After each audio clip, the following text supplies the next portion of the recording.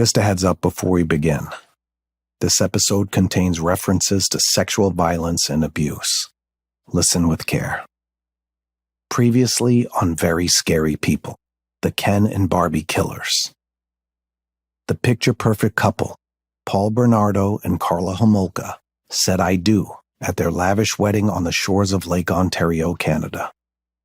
That same day, on the neighboring Lake Gibson, the dismembered body of a missing teenage girl named Leslie Mahaffey was discovered, encased in concrete. And in another district of East Toronto called Scarborough, a serial rapist was on the loose, and his victim survived, but never saw his face. The manhunt for the Scarborough Rapist lasted 3 years, but they kept coming up short despite vigilant police efforts, until he slipped up and a victim got a good look at him. This was a major break in the case. From her description, the police were able to draw up a composite sketch. It's May 28, 1990, and the Toronto Metro PD's phone lines are ringing off the hook. It was 6 years after the first woman was raped in the Scarborough area that the police finally had their big break. The composite sketch of the Scarborough Rapist lands on the front page of the Toronto Sun that morning, with the headline, "Have you seen this man?" He's described as having a medium muscular build, with no facial hair. In the sketch, his eyes are light blue and his hair is blonde and parted to the left side. He was last seen wearing a baby blue jacket, tan pleated shorts, and running shoes. No socks. Calls are coming in left and right from people claiming to know the identity of the man who turned their town upside down. But there is one name that keeps coming up. Police received hundreds of tips. Several people had called to say it was Paul Bernardo. The multiple tips pointing toward Paul Bernardo just couldn't be ignored. So on November 20th, 1990, Metropolitan Toronto Police bring him in for questioning. Paul is cooperative, and he doesn't ask for legal representation. He was very open. He was very at ease. He wasn't nervous. He did not lawyer up. He even acknowledges the similarities in the sketch. He said, "Yeah, it sure looks like me, but it's not me, but it sure as heck looks like me." He tells the police officers that the sketch and him both have a baby face. After they show him the sketch, police start looking for an alibi. Paul tells police he couldn't exactly remember what he was doing at the time of the attack, but assumed he was likely hanging out with his girlfriend, Karla. And then they asked him for the DNA stuff, and he gave it to him willingly. Samples of his hair are taken, but also his blood. Paul is one of the few men brought in for questioning, asked to provide a blood sample. The interview lasts approximately 30 minutes, and the lead into Paul was never followed. He just didn't seem like, the kind of suspect that would do this. The thing is, by the time Paul is brought in, the investigation into the Scarborough Rapist is winding down. That's because the attack stopped once the rapist's final victim got a good look at his face. Law enforcement shifts their focus. On the list of suspects they had, like 1,000, his name went right to the bottom. And the DNA sample that they took of him, unfortunately, it wasn't evaluated because he was so low down on the priority list. Little did they know at the time, their instinct to take Paul's blood wouldn't be in vain. If you just saw Paul Bernardo in the late 80s or met Paul Bernardo, you would just think he was a fairly handsome young man, blonde hair, blue eyes, looked pretty average, not someone who would be stalking women, attacking women, brutally assaulting them. You would never have thought that if you just saw him. This wouldn't be Paul's last brush with the law. From ID, this is Very Scary People, the Ken and Barbie killers. I'm your host, Donnie Wahlberg. You might remember me from our first season, the Amityville Murders. And now, in this season, we're traveling to Canada, a place known for its cold beer and warm welcomes, to trace the twisted path of Paul Bernardo and and Karla Homolka, a couple from Toronto that appeared loving and wholesome. The truth is, they were anything but. We'll explore how the boy and the girl next door became the killers known as Ken and Barbie. This is episode 2, Call 911.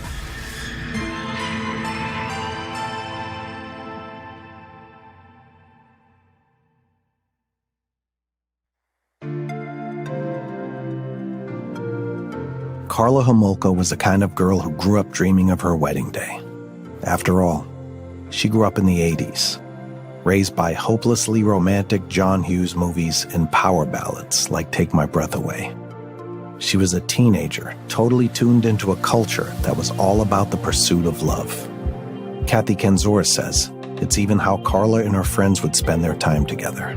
They had what they called the Diamond Club, which was talking about the diamond rings they hoped to get for their engagements. And she was pretty focused on getting a boyfriend and getting married. Karla imagined her left hand shining in the sun with a huge 2-carat ring on her finger, a ring fit for royalty. Mary Garofalo recalls she had a couple other hopes for her dream guy, too. She wrote in her yearbook that she was looking for a rich man. This was her only goal in life, that she was going to marry a rich guy. She had a handful of boyfriends and kissed some frogs before finally finding her prince. Amy Schlossberg remembers just how excited Karla was about finding Paul. When Karla met Paul Bernardo, she thought her fairy tale was finally coming true. He was everything she had dreamt up in her Diamond Club days, and she was over the moon. She has always wanted to, live a life where she was with a husband who made her feel happy, good looking, had money. She really thought this was the start of the life she always wanted. Kathy Kenzora recalls the night they met in the fall of 1987. Paul Bernardo and Karla Homolka met in a hotel lobby in Scarborough. I believe she was 17, he was 23. Karla was at the Howard Johnson Hotel on business. And she was in Scarborough for a pet food convention, of all things, because she worked at a pet store as a teenager. And he and some friends had showed up at the lobby of the hotel late at night to hit the 24-hour restaurant. That's when the two first locked eyes. And she came down with one of her friends. I think they were even in their pajamas, just hanging out, being teenagers in the lobby. And the two girls and two guys connected, talked, hit it off, ended up back in Karla's room. John Rosen says from there, they were all over each other. It's lust at first sight. They come and sit with the girls and they talk, and the next thing you know is they've all adjourned to the girls' room and they set up pillows on the floor to separate the two areas so that there would be some privacy, and they have sex. Apparently, this was pretty typical behavior of Paul. But Amy says that night, something was different. Well, it was known that Paul Bernardo, he had one-night stands quite often. So it was to everyone's surprise where he asked Karla for her information, and he did follow up with her. It was a special gesture for Karla, too. From that night on, she just knew Paul was the one. Karla has said that she fell head over heels in love. It was love at first sight when she met Paul Bernardo. And it wasn't long after meeting in Scarborough that the two made things official. John Rosen says Paul was doing a lot of commuting in those early days. From that point on, he's dating her, and he's driving in to St. Catharines to see her. They were in that exciting time when you first start dating, the honeymoon phase. Those early days when that special person is the first thing you think about when you wake up. You want to spend every second together. And when you're not, you're up all night talking on the phone. Young, beautiful, and in full-on puppy love. They were having the time of their lives and documenting all of it on their home video camera. Come here. Oh, focus in on Karla. Come here. Isn't she beautiful? Come here. In that home video clip, Karla is seated at her dining room table in a white, baggy crewneck t-shirt, flipping through a magazine. Her smile is wide, but she shyly turned her head away from the camera. She was blushing. Here's Amy again. They were both very attractive by society's standards. Yeah, fun-loving, did what young couples do. They seemed very much in love. And after nearly 2 years, on Christmas Eve of 1989, Paul proposed with the diamond ring like Karla had always wanted. The two got engaged at Niagara Falls. At one of North America's natural wonders, with cool mist in the air and all the colors of autumn surrounding them, the two committed to forever together as the cascading falls poured into the Atlantic.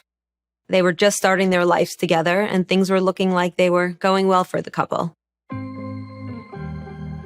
In their first 3 years together, Paul got real close with Karla's family. Her parents, Karla and Dorothy, and with Karla's 2 younger sisters, Tammy and Lori. All 3 of them were spitting images of one another: golden blonde hair, bronze complexions, and wide smiles. Kathy says they were close-knit and enjoyed a lot of quality time. They did a lot of things together. They spent a lot of holidays together and just quality family time, hanging out. John mentioned their home was a classic middle-class suburban single-story house on a quiet street. There was a single tree on their grassy front lawn and a swimming pool in the backyard. On the main floor, there's 3 bedrooms. Her sister has 1 bedroom. Her middle sister has another one. Their parents have a 3rd bedroom. And if you went downstairs to the lower level into the basement, you'd find Karla's room. This is where she and Paul spent countless nights watching movies together. The Homolkas' approval of Paul meant everything to Karla. And by 1990, Paul was a welcome fixture in their home. He's staying there all the time. John told us that's when Paul's days of the 2-hour drive to St. Catharines were over. He eventually decides to leave accounting and move in with her family in St. Catharines. He joined Karla in the basement, where the two could have their own private fortress. Down there, the two could escape the world together and do whatever they wanted. Listen to their music loudly, watch movies for hours, talk endlessly about their wedding plans, and dream up the life they couldn't wait to start with one another. So, Paul became part of the family, and a year after their Christmas-time engagement, everyone was looking forward to celebrating the holidays together. The Homolkas decided to throw a festive Christmas party, complete with seasonal favorites like eggnog and classic holiday tunes. There were presents scattered across the floor under a colorfully decorated tree. Winters get cold in the north, but inside their home, with the new addition to their family, things felt especially warm that year. This was their first holiday together. It was a big deal. So you know Paul took his camera out to film the special night.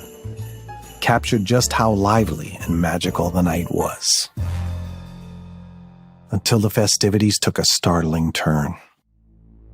The family were indulging in holiday treats and drinks, including Karla's younger sister, Tammy. John Rosen, longtime Canadian defense attorney, says how the night unfolded.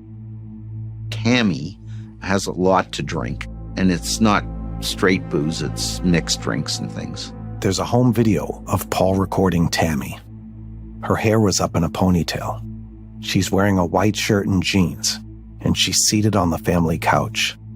It's a leather Chesterfield. She's holding a wine glass, sipping a yellow-tinted drink on ice. Hi, Tina.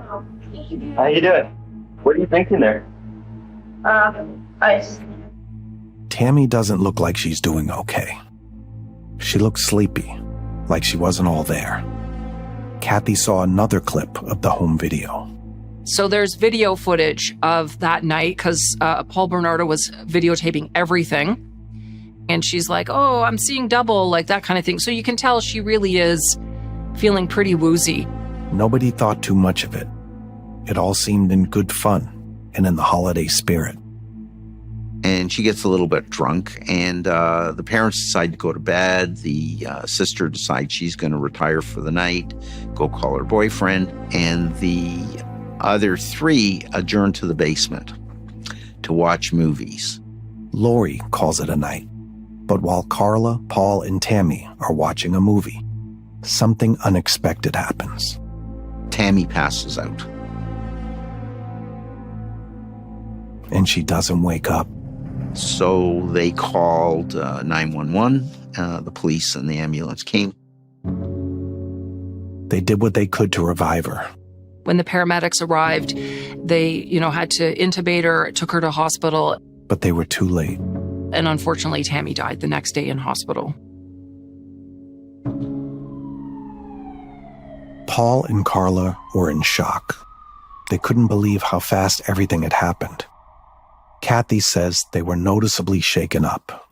When the paramedics came to the house and the police came to the house, Paul Bernardo was hysterical. He was apparently banging his head against the wall and why is this happening? Karla was also crying. She was visibly inconsolable. Her parents were asking what was going on. She couldn't really put a sentence together because she was crying. The Homolkas were trying to make sense of it all. How could Tammy be alive, having fun in one moment and dead the next? Officers at the scene tried to put the pieces together. Here's John again with the details from the night. The officers who attended didn't see anything out of the ordinary except a young teenager who had had too much alcohol and fallen asleep. They assessed the circumstances of Tammy's death quickly.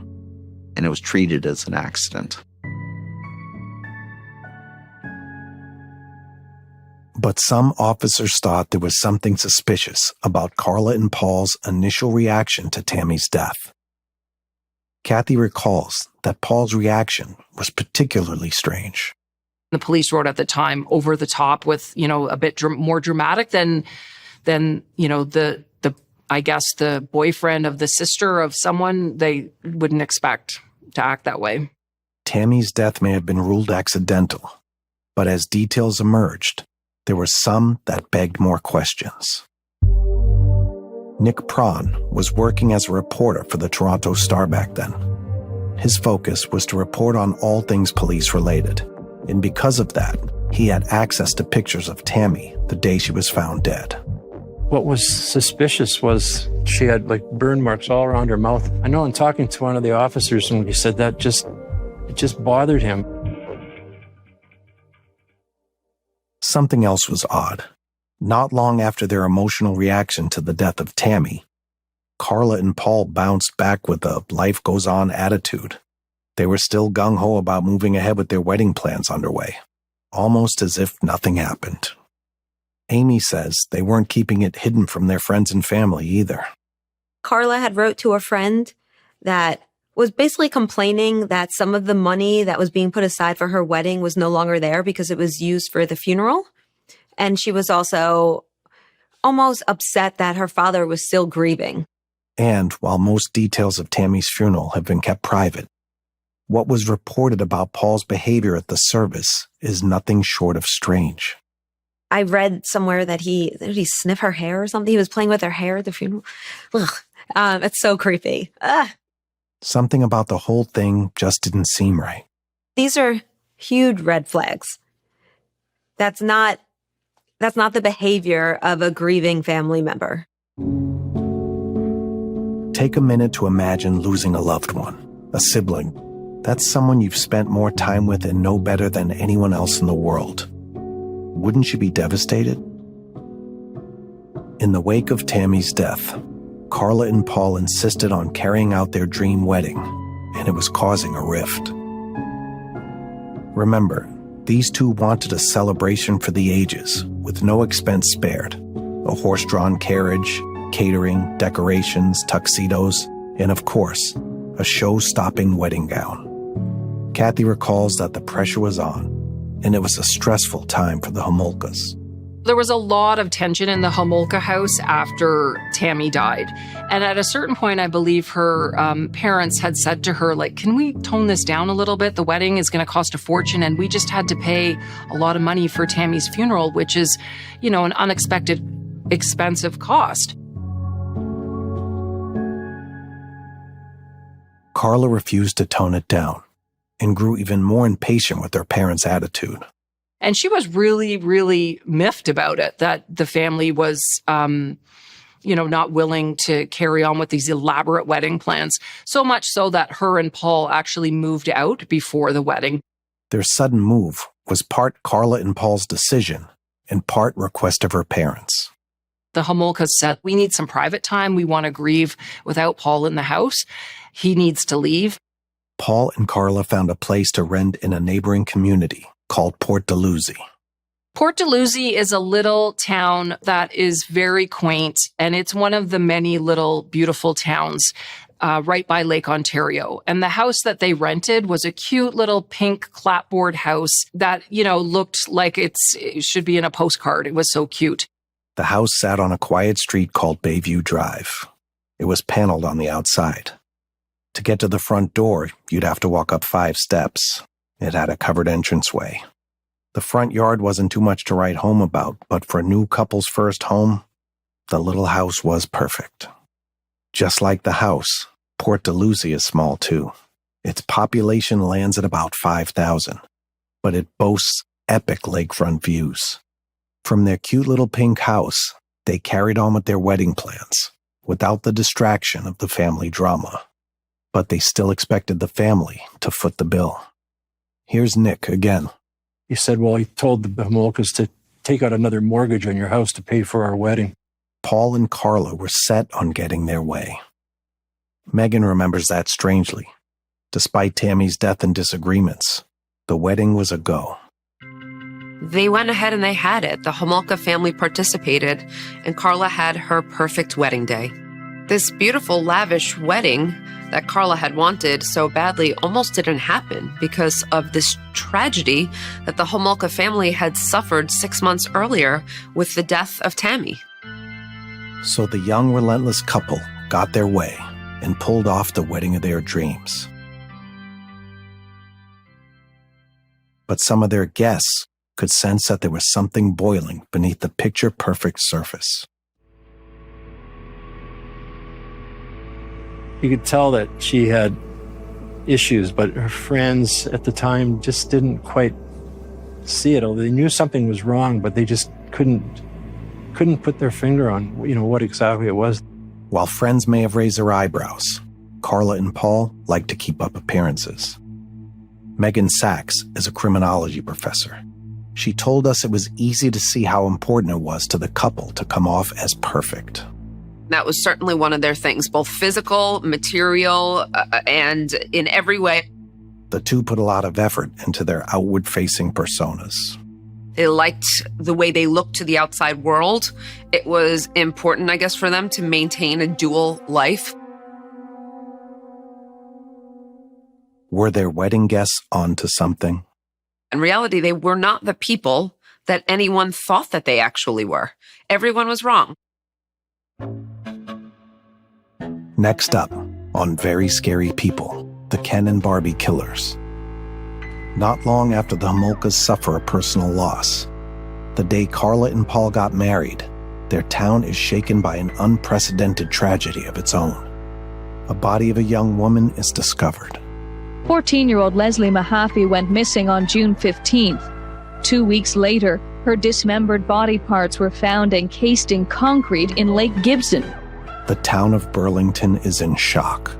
How could this smiling girl, whose picture we'd all seen in the paper, have come to this fate? Then, to make matters worse, not even a year after finding Leslie, another local girl goes missing. We had the abduction of a 16-year-old girl named Kristen French, who had been abducted while walking home from school. It sends the quiet town of St. Catharines into a panic. It went from an area where you didn't have much worry to where you started keeping your children and your family closer. You were worried that you were going to lose somebody. Very Scary People, the Ken and Barbie Killers, is hosted by me, Donnie Wahlberg. It's a production of ID in collaboration with Neon Hum Media and is based on an original series created by CNN executive producer Nancy Duffy. At CNN, our senior producer is Sabina Ryman. Our producer is Allison O'Brien, and our associate producer is Michael Reyes. From ID, our executive producer is Jessica Lowther. From Neon Hum Media, our executive producer is Jonathan Hirsch. Cooper Mall is our producer, and our associate producer is Zoe Culkin. Our editor is Stephanie Serrano. Samantha Allison is our production manager. Our fact checker is Catherine Newham. Josh Hahn is our mix engineer. Theme and original music composed by Asha Ivanovich.